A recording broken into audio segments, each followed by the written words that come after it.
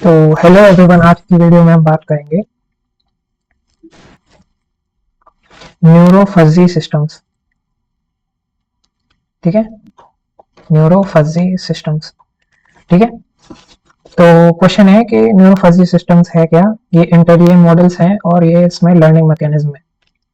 ठीक है, तो हमको पता है कि इंटेलिजेंस मॉडल्स क्या होते हैं, जिनमें क्वालिटेटिव नॉलेज रहती है, जिनमें कनेक्शनिज्म टाइप का स्ट्रक्चर रहता है, डिक्लेरेटिव नॉलेज रहती है कि आपको लॉजिक्स या फिर प्रेडिकेट लॉजिक्स डिफाइन रहते हैं, उनमें किसी तरह का इन्फेरेंस नहीं आता, उसमें खाली लॉजिक्स डिफाइन रहते हैं। तो इंटेलिजेंट क्यों है, क्योंकि उनमें लर्न और अडेप्ट करने की कैपेबिलिटीज रहती है और इनमें जो रूल्स है उनको एडजस्ट करने की कैपेबिलिटी रहती है। तो ये लर्निंग मैकेनिज्म किस टाइप का रहता है, जिसमें सुपरवाइज लर्निंग है, मतलब लेवल डेटा है, आपको गिवन है कि इनपुट डेटा आउटपुट डेटा किस टाइप का है, खाली मॉडल ट्रेन करता है और नए डेटा पे बेस्ट परफॉर्म करने के लिए अडेप्ट करता है। तो हाइब्रिड, यहाँ पे ये न्यूरो फजी सिस्टम एक हाइब्रिड इंटेलिजेंट मॉडल है। हाइब्रिड आप जानते हो कोलैबोरेटिव स्ट्रक्चर है जो अडेप्टिव और सुपरवाइज लर्निंग पे काम करता है। ये जो है रीजनिंग पे बेस्ट परफॉर्म करता है और अनसर्टेन इन्फॉर्मेशन पे बेस्ट परफॉर्म करता है। ठीक है, तो हाइब्रिड इंटेलिजेंट क्या होता है, अडेप्टिव मतलब जो different form of human reasoning systems है उन पे बेटर परफॉर्म करता है। और सुपरवाइज लर्निंग मतलब आपको input output data label data given है, आपको बस मॉडल को ट्रेन करना है कि बेस्ट परफॉर्म कैसे करे। तो इसको क्यों आप यूज करोगे हाइब्रिड इंटेलिजेंट मॉडल को, ताकि वो कंबाइन कर पाए, कोलैबोरेट कर पाए ह्यूमन रीजनिंग को फजी लॉजिक से। तो फजी लॉजिक हमेशा आपके अनसर्टेनिटी के लिए रहता है, आपको सर्टेनिटी गिवन नहीं है कि कोई पर्टिकुलर डिग्री गिवन है आपको कि कोई डिग्री किस फॉर्म में लिंग्विस्टिक वेरिएबल पे मैप कर रही है। तो उस रीजनिंग को मैप करने के लिए हाइब्रिड इंटेलिजेंट मॉडल्स का यूज करते हैं। तो कोई क्यों यूज करता है, ताकि ये ह्यूमन रीजनिंग को फॉर्म कर पाए और इसमें सेल्फ लर्निंग कैपेबिलिटीज आ जाए। Artificial neural network fault tolerance रहता है, मतलब कोई भी फॉल्ट होगा तो उसको टॉलरेट करने की कैपेबिलिटीज रखते हैं और ये पैटर्न रिकॉग्निशन में यूज होते हैं। आर्टिफिशियल न्यूरल नेटवर्क, ये ANN लिखा है ना मैंने। तो इसको किसने, न्यूरो फजी सिस्टम को किसने इंट्रोड्यूस किया था, GSR जंग 1993 में किया था। इसके कंट्रीब्यूटर्स से बेरेंजी, खेटकर, बकली, हायाशी और ये लिंक है, मैंने इसको डिस्क्रिप्शन में डाल दिए। तो ये बेसिक ओवरव्यू देते हैं कि न्यूरो फजी सिस्टम्स किस टाइप से काम करते हैं। तो ये कैसे काम करते हैं, ये आर्टिफिशियल न्यूरल नेटवर्क को फजी इन्फेरेंस सिस्टम के साथ कंबाइन करते हैं। तो फजी इन्फेरेंस सिस्टम आपके अनसर्टेनिटी को मैप करते हैं और आर्टिफिशियल न्यूरल नेटवर्क जो है पैटर्न रिकॉग्निशन को करते हैं। तो इसमें आप दो तरीके से या दो से ज्यादा फॉर्म में इसको रिप्रेजेंट कर सकते हो, या फिर आप आर्टिफिशियल न्यूरल नेटवर्क को प्राइमरी बेस रखते हो, fuzzy inference system neural network के अंदर करते हो, या फिर आर्टिफिशियल न्यूरल नेटवर्क को फजी रूल्स के बेसिस पे मैप करते हो। तो दो मेथड्स हैं। तो कैसे कंबाइन करते हैं इनको, अनसर्टेन और इम्प्रिसाइज डेटा को मैप करते हैं। तो ये आपकी इनपुट लेयर है एक्स और वाई। तो इनमें जो B1 और B2 है इन पर different type of rules apply होंगे और C1 और C2 है इन पर different kinds of rule apply होंगे। तो ये क्या करेगा, आपकी जो अनसर्टेनिटी है उसको मैथमेटिकल फॉर्म में मैप करने की कोशिश करेगा। तो ये फजीफिकेशन लेयर्स है, ये आपकी जो अनसर्टेन वैल्यूज है उनको फजीफाई करने की कोशिश करते हैं। ठीक है, और ये रूल्स लेयर है, ये आपकी इन्फेरेंस को मैप करने के लिए है। तो फजीफिकेशन आपके अनसर्टेनिटी को मैप करेगी मेंबरशिप फंक्शन से। तो मेंबरशिप फंक्शंस कई तरह के रहते हैं, आपके triangular membership function trapezoidal main है, और यहाँ पे बेल शेप या फिर गॉसियन फंक्शन का यूज किया जाता है। तो आपने स्टैटिस्टिक का कोर्स किया होगा तो आपको पता है कि बेल शेप जो है मेन की तरह रहता है, और बेल शेप फंक्शन आगे हम पढ़ेंगे कि किस टाइप से वो अनसर्टेनिटी को मैप करने में मदद करता है। तो रूल्स आपके इन्फ्लुएंस है, आपको इफ और देन जो आपके रूल्स हैं डिफाइंड उनको मैप करने में मदद करता है। ये नॉर्मलाइजेशन लेयर है, कोई मीन से आपकी वैल्यू कितनी दूर है, जो आपकी एक्सट्रीमली हाई भी नहीं और एक्सट्रीमली लो भी नहीं, जो नॉर्मल वैल्यूज को कंसिडर करते हैं वो नॉर्मलाइजेशन में करते हैं। तो डीफजिफिकेशन में क्या होता है, वेटेड सम है, मतलब आपके जो W1 F1 ये वाला फंक्शन है और W2 F2। ठीक है, तो ये दो फंक्शन है, आपका ये F2 है और ये F1 है। तो इन दोनों का जो वेटेड सम होगा वो आपका डिफजिफिकेशन होगा, इनका सम होगा, ये डिफजिफिकेशन है। तो डिफजिफिकेशन भी कई तरह से रहता है, मामदानी, सुगेनो और कई सारे रहते हैं। अपन जो सबसे कॉमनली यूज डिफजिफिकेशन मेथड है वेटेड सम वाला वो यूज करेंगे। तो फजिफिकेशन क्या है, अनसर्टेनिटी को मैप करने में करता है, हेल्प करता है कि आपको पर्टिकुलर डिग्री पता है कि कोई डिग्री कितने मेंबरशिप में इन्फर करती है। तो रूल्स आपके डिफाइन करते हैं लॉजिक, और नॉर्मलाइजेशन किसी भी वैल्यूज को मीन से कितना डिफर करती है वो आपके नॉर्मलाइजेशन लेयर पर डिफाइंड रहते हैं।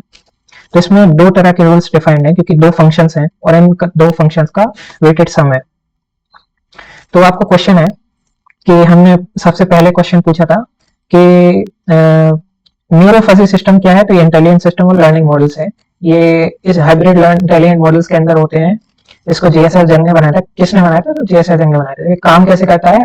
ये इस तरीके से काम करता है। इसके बारे में और अपन डिटेल में समझेंगे कि फजिफिकेशन किस टाइप से होता है। तो इसमें क्वेश्चन है कि ये न्यूरो फजी मॉडल्स काम कैसे करते हैं। तो इनमें जो नोड्स हैं वो आपके रूल्स को डिफाइन करती हैं। ठीक है, यहाँ पे ये जो रूल्स आपको गिवन है N1 और N2 ये आपके नोड्स हैं, तो ये आपके रूल्स को डिफाइन करती हैं। ये जो लिंक्स हैं ये रूल्स डिफाइन नहीं करती, ये सिर्फ कनेक्शन को डिफाइन करती है। तो इसमें जो फर्स्ट लेयर है वो आपकी इनपुट मेंबरशिप फंक्शन है, ये फर्स्ट वाली, ये जो फर्स्ट लेयर है ये इनपुट है। और जो आपकी सेकंड लेयर है वो एंटीसीडेंट्स है, मतलब जो इफ पार्ट है कि कोई रूल को डिफाइन करने से पहले जो स्ट्रॉन्ग आपकी न्यूमेरिकल वैल्यूज है, लिंग्विस्टिक वेरिएबल्स हैं, उनको अपन सेकंड लेयर में डिफाइन करते हैं। वो आपकी ये सेकंड लेयर क्लासिफिकेशन लेयर। जो आपकी सब्सिक्वेंट लेयर है वो नॉर्मलाइजेशन को डिफाइन करेगी। कॉन्सिक्वेंस मतलब देन पार्ट, जो इफ के बाद देन है कि अगर टेम्परेचर हाई है तो फैन की स्पीड फास्ट होगी, अगर टेम्परेचर लो है फैन की स्पीड लो होगी। तो दोनों में एक रीजन बेस्ड सिस्टम है जो अपन डिफाइन करते हैं रूल लेयर में। तो जो रूल कॉन्सिक्वेंस या फिर रूल लेयर है उनमें देन पार्ट डिफाइन रहता है और फजिफिकेशन में इफ पार्ट डिफाइन रहते हैं। इन दोनों का जो कोलैबोरेशन है वो ही आपके फजी रूल्स को डिफाइन करने में मदद करता है। जो आपकी आउटपुट लेयर है वो डिफजिफिकेशन को डिफाइन करती है, वेटेड सम को। ठीक है, तो यहाँ पे ये पहला अपन को समझ में नहीं आया कि फजिफिकेशन किस टाइप से होता है। फजिफिकेशन अपन जानते हैं अनसर्टेनिटी को मैप करता है। कोई स्ट्रॉन्ग आपको गिवन नहीं है कि डेटा किस बाउंड्री पे लाई करता है, हमको सिर्फ एक पर्टिकुलर स्ट्रॉन्ग आइडिया दे दिया है कि इसके आसपास आपकी वैल्यूज आएंगी, आपको ये नहीं दिया है कि सिर्फ इसी वैल्यूज के अंदर आएगी। तो इसमें एक ये मैंने एग्जांपल दिया है Gaussian function. Triangular membership function भी यूज कर सकते हैं, पर ये गॉसियन फंक्शन को समझना इजी है क्योंकि मैंने ये बुक पढ़ी है ज़ंग मिज़ुतानी की। तो इसमें ज्यादातर गॉसियन फंक्शन और बेल शेप फंक्शन का यूज करते हैं। तो गॉसियन फंक्शन में क्या करते हैं, ये e1 - 2x - m और रो का स्क्वायर। ठीक है, तो इसमें m जो है आपका मीन है और ये स्टैंडर्ड डेविएशन है। तो ये आपका जो m है ये मीन है, तो यहां से लेके यहां तक आपकी मीन है और ये आपका स्टैंडर्ड डेविएशन है। मतलब मीन से आपकी कोई वैल्यू कितनी डिफरेंट है, कितना वेरिएंस आता है, उसका अंडर रूट कितना है। तो ये आपकी रो के अंदर है, तो ये e की पावर है, e से मल्टीप्लाई नहीं है। तो ये e यूलर्स कांस्टेंट है जो जिसकी फिक्स वैल्यू है 2.71, उसकी पावर 1 - 2 x - m और रो का स्क्वायर। तो आपकी x कहीं कहीं अगर यहाँ पे लाई होगी तो m से आप जो है उसको माइनस करके रो से डिवाइड कर दोगे तो आपको स्ट्रॉन्ग अप्रोक्सीमेट आंसर आ जाएगा कि आपका मेंबरशिप वैल्यू कहाँ पे है। तो इसमें लर्निंग किस टाइप से होती है, आप पहले एरर कैलकुलेट करोगे, mean squared error. Mean squared error आपके टारगेट और प्रिडिक्टेड आउटपुट के डिफरेंट के बीच में होगा, उनको स्क्वायर करोगे क्योंकि आपको नेगेटिव वैल्यूज का कंसर्न नहीं है। उस जो मीन स्क्वायर्ड एरर है उसमें आप यूज करोगे बैक प्रोपोगेशन।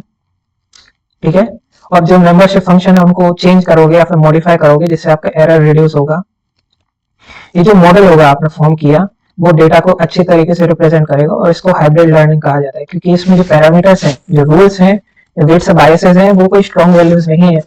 ये हमेशा चेंज होते हैं, अडेप्ट करते हैं नई कंडीशन, नए रूल्स पे।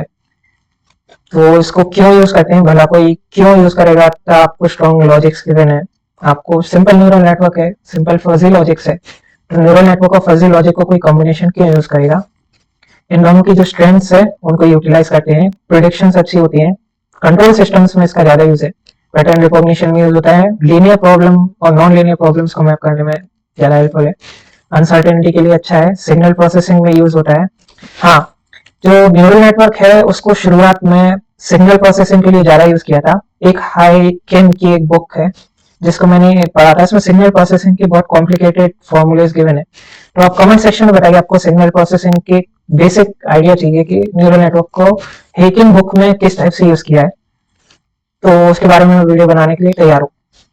तो ये सिग्नल प्रोसेसिंग में यूज होता है, कॉग्निटिव एनालिसिस में यूज होता है। तो ब्रेन की फंक्शनिंग को अच्छे मैप करने के लिए कॉग्निटिव एनालिसिस का यूज किया जाता है। इसमें अनसर्टेनिटी और न्यूरल नेटवर्क को मैप करने के लिए कॉग्निटिव एनालिसिस का यूज किया जाता है। ठीक है, दैट्स इट।